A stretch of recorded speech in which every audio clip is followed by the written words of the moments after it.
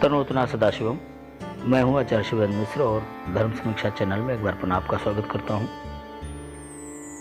वेदांगों की श्रृंखला में पिछले YouTube में आपने जाना निरुक्त के बारे में, और इस वीडियो में हम चर्चा करेंगे छंद शास्त्र के बारे में। वेदांगों में छंद शास्त्र का क्या महत्व है, इसे वेदांग के रूपक से समझा जा सकता है। छंदः पादौ तु वेदस्य, अर्थात छंद को वेद पुरुष के पैर कहा गया है। पैरों का काम है गति प्रदान करना, अर्थात छंद ज्ञान के बिना वेदों का समुचित प्रवाचन, लयबद्ध प्रवाचन संभव नहीं है। छंदा शब्द की उत्पत्ति दो प्रकार से की गई है, पाणिनीय व्याकरण के आधार पर और निरुक्त के आधार पर। तो पाणिनीय व्याकरण के आधार पर आह्लादक अर्थ में प्रयुक्त चौरादिक वर्ग की चद धातु में चंदेरादेश छह, इस सूत्र से असुन प्रत्यय तथा चकार को छकारादेश करने पर छंद शब्द बनता है। इस पक्ष के अनुसार छंदयति आह्लादयति चंदयते अनेन इति छंदः, इस प्रकार का निर्वचन होता है, जिसका अर्थ है जो छादन या गुम्फन करके आह्लाद कारक वाणी विन्यास को उत्पन्न करे उसे छंद कहते हैं। छदिर धातु में प्रसोदरादित्वात्, इस नुमागम सूत्र द्वारा नुमागमित मानकर छंद शब्द की सिद्धि निरुक्त करता है। छदिर धातु द्वारा उत्पन्न शब्द छादन का अर्थ होता है आवृत करना, अतः निरुक्ताचार्य यास्क ने इसे मंत्रों को आवृत करने वाला माना है। छादनात् स्तोमः। निरुक्त चूंकि वेदार्थ निर्णय में व्याकरणोपरि है, अतः व्याकरण और निरुक्त में जब मतभेद दिखाई दे तो निरुक्त परक अर्थ ही प्रमाण के रूप में माना जाता है। निरुक्त ने दैवत कांड में मंत्रादि शब्दों का निर्वचन किया है। मंत्राह मननात्, छंदांश छादनात्, स्तोमः स्तवनात्, यजुर्यजते इति। तो निरुक्त के अनुसार वेदों की गति या लय छंद पर आश्रित नहीं है, बल्कि वेदों के अर्थ गांभीर्य भी छंदों द्वारा आवृत किया गया है। अतः छंद का उपयोग गति लय के साथ साथ अर्थ ज्ञान के लिए भी अत्यंत महत्वपूर्ण है। छंदों की इस विशिष्टता के कारण ही छंद अनेकों बार वेद नाम से भी पुकारे गए हैं। पाणिनि ने कई स्थानों पर वेद के लिए छंद शब्द का प्रयोग किया है। कृष्ण यजुर्वेद और अथर्ववेद के कुछ मंत्र ऐसे भी हैं जो विशुद्ध गद्यात्मक हैं, से सभी संहिताएं छंदबद्ध ही हैं। अब छंद शास्त्र का जो आधुनिक स्वरूप है वो बहुत ही विस्तृत है। संस्कृत साहित्य से हिंदी साहित्य तक काव्य का स्वरूप मूलतः छंदों पर ही निर्भर है। संस्कृत साहित्य के दो प्रकार हैं, एक वैदिक साहित्य और लौकिक साहित्य। छंदों के भी दो प्रकार हैं, एक तो वार्णिक छंद और दूसरे मात्रिक छंद। वैदिक साहित्य में वार्णिक छंदों की प्रधानता है। आचार्य कात्यायन ने सर्वानुक्रमणी में छंदों की गणना अक्षरों पर ही आधारित की है। यदक्षर परिमाणः तच्छंदः, अर्थात किसी मंत्र में आए अक्षरों की संख्या के आधार पर छंद का निर्धारण होता है। वैदिक छंदों का निर्धारण मूलतः पिंगल सूत्र या छंदाशास्त्र सूत्र और सर्वानुक्रमणी के आधार पर होता है। लौकिक छंदों का विकास इन्हीं वैदिक छंदों के आधार पर हुआ है। मात्रिक छंदों का विकास श्रुति माधुर्यता की बदलती परिकल्पनाओं पर हुआ है। वार्णिक छंदों की गणना अक्षरों पर आधारित है, जबकि मात्रिक छंदों का स्वरूप निश्चय लघु दीर्घ मात्रा काल पर आधारित होता है। वास्तव में आरंभिक काव्य उदात्तानुदात्तादि स्वर प्रक्रिया पर आधारित था।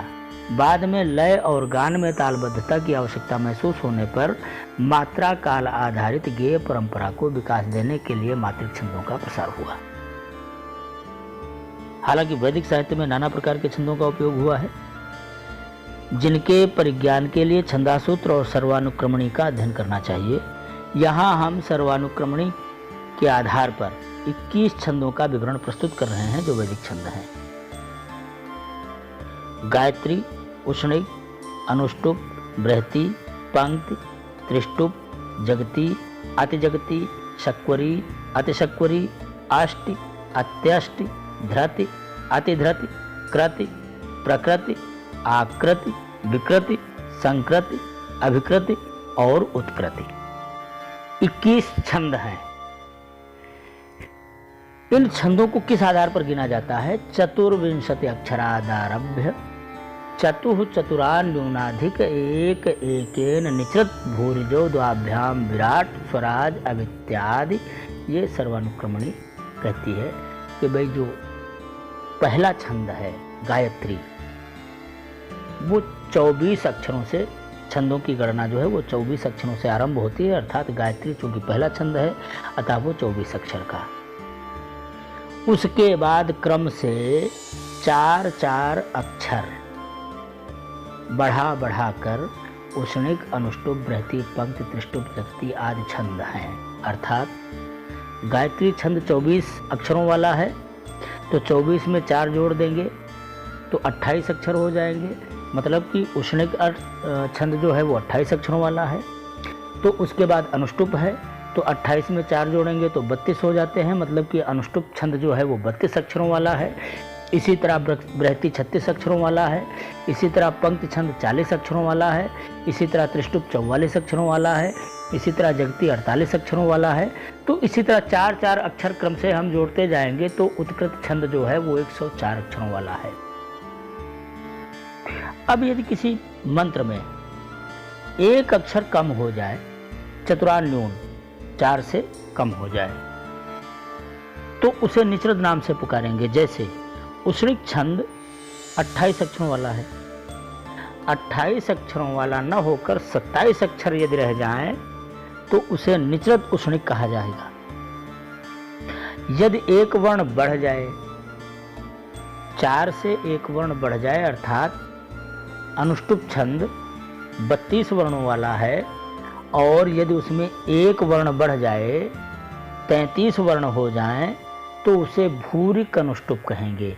तब एक वर्ण की जो अधिकता हो जाएगी किसी छंद में, उसे भूरिक के नाम से पुकारा जाएगा। जैसे निचृत गायत्री का अर्थ है, गायत्री छंद में 24 मात्राएं, 24 वर्ण हैं, एक वर्ण कम हो जाए, अर्थात कोई मंत्र यदि 23 वर्णों वाला है तो उसे निचृत गायत्री कहेंगे। यदि गायत्री 24 अक्षरों वाला है और वो 25 वर्ण हो मंत्र में, तो वो उष्णिक तो हो नहीं सकता, तब उसे भूरिक गायत्री कहेंगे। इस तरह किसी भी मंत्र की निश्चित संख्या से एक कम हो जाए तो उस मंत्र के साथ निचृत लगेगा, और यदि एक वर्ण संख्या बढ़ जाए तो उसके साथ भूरिक शब्द लगेगा। तो इस तरह से ये वैदिक छंद जो हैं, इन्हीं से लौकिक छंदों का विकास हुआ है। आदिकवि वाल्मीकि के द्वारा आविष्कृत अनुष्टुप छंद तो जगत प्रसिद्ध है ही। अन्य छंदों में भी यदि देखें तो त्रिष्टुप से इंद्रवज्रा, उपेंद्र वज्रा जैसे छंदों का विकास हुआ है। जगती से वंशस्थाद छंदों का विकास हुआ है। तो सकुरी से वसंत तिलका आदि छंदों का विकास हुआ है। अब लौकिक छंदों और वैदिक छंदों में एक विशेष अंतर है पाद गणना का। सभी लौकिक छंद 4 पाद वाले ही होते हैं, फिर वे चाहे आर्यादि वार्णिक छंद हों या मात्रिक। लेकिन वैदिक छंदों में यह नियम लागू नहीं होता। वैदिक छंदों में गायत्री छंद 3 पादों वाला है, अनुष्टुप, बृहति आदि 4 चरणों वाले हैं तथा पंक्ति आदि छंद 5 चरणों वाले भी हैं। छंदों का परिचय ऋग्वेद, कुछ ब्राह्मणों में भी हुआ है। सर्वानुक्रमणी में आचार्य कात्यायन ने ऋग्वेद के मंत्रों में प्रयुक्त हुए छंदों का प्रामाणिक और सूक्ष्म विवेचन किया है। ऋग प्रातशाख्य जो ऋग्वेद का शिक्षा ग्रंथ है, उसके 16वें और 18वें पटल में वैदिक छंदों का विवेचन है। लेकिन सुव्यवस्थित और सार्ववैदिक छंदा संकलन आचार्य पिंगलकृत छंदा सूत्र के रूप में हुआ है।